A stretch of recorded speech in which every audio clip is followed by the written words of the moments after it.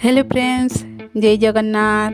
मु ओडिया डिजाइनर झुनी आपण मानक पई फिर गोटे वीडियो आनी छी। आज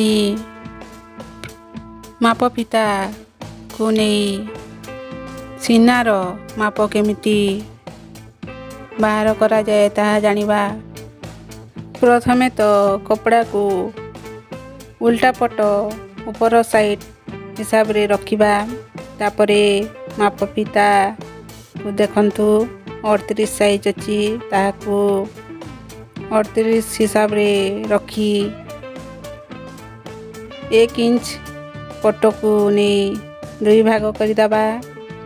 जेति की हेबो ताकू मध्य 2 भाग कर दबा। देखंतु 2 भाग कर देइची 9.5 इंच हेची।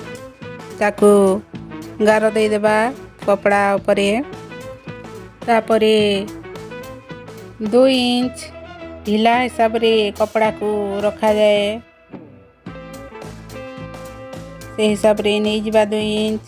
ताकू मध्य गार देई लंब माप छातीर नापी देबा। 11.5 इंच होची। ताकू समान गार स्केल द्वारा दे देबा। एही हिसाब रे माप पिता साहाय्य रे समस्त साइज रो ब्लाउज को मापी हेबो। ब्लाउज काटिबा अति सहज होइबो, जल्दी सीखी पारिबे। तापरे पूरा लंबा नहीं जिबा 16 इंच। ताकू समान गार देई कांध माप नहीं जिबा 6.5 इंच। गला 2.5 इंच नहीं जिबा। ताकू गार देई स्केल द्वारा समान गार दे दबा।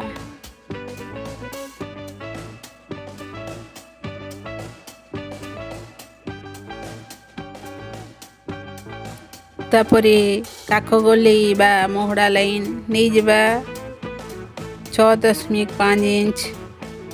ताकू गार दे देबा एवं सीना गार पटकू स्केल द्वारा सीधा लाइन टाणी देबा। ता हमर सीना लाइन हे जिवो।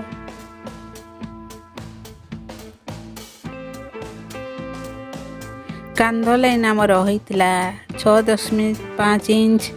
ताकू सीना पटकू नहीं जिबा एवं ताकू समान गार टाणी देबा। ता हमर मोहड़ा लाइन ही गला। एही हिसाब रे मोहड़ा लाइन बाहर करा जाए। आपण माने सहज रे बुझी पारिबे मोहड़ा लाइन का को कहा जाए। तापरे पीठी पटर गला नेबा 6.5 इंच। आपण माने जार ब्लाउज सिलेउतिबे ताकू पचारी बुझिबे से केते पीठी पट खोला रखिबे। से हिसाब रे माप नेबे। तापरे गलार चौड़ा 3 इंच नहीं जिबा एवं ऊपर कांध पटकू लंबा लाइन टाणी देबा।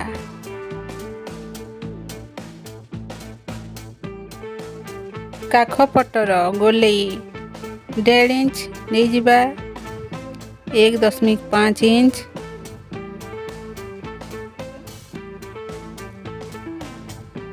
मोहड़ा लाइन रो मध्य बिंदु बाहर करी सीना लाइन पटकू गोलेई करी दबा। सेटा हमर काख गोलेई जिवो। एही हिसाब रे समस्त ब्लाउज रो गोलेई माप निया जाए। अति सहज रे बुझी पारिबे।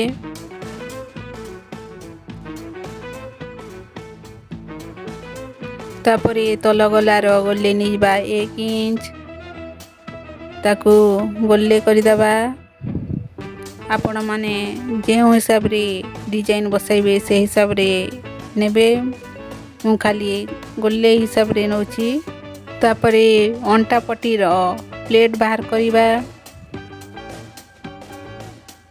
2 इंच लुजिंग रखिथिला ढिला रखिथिला ताकू गार देदेबा 2 इंच अलगा करदेबा स्केल द्वारा गार देदेबा ऊपर पटकू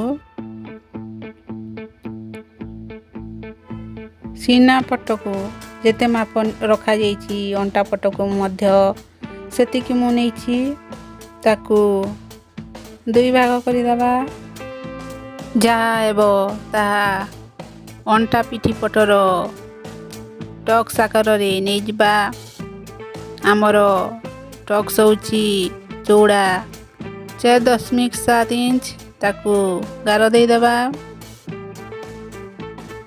तापरे ऊपर पटकू लंब माप नहीं जिबा टक्स रो लंब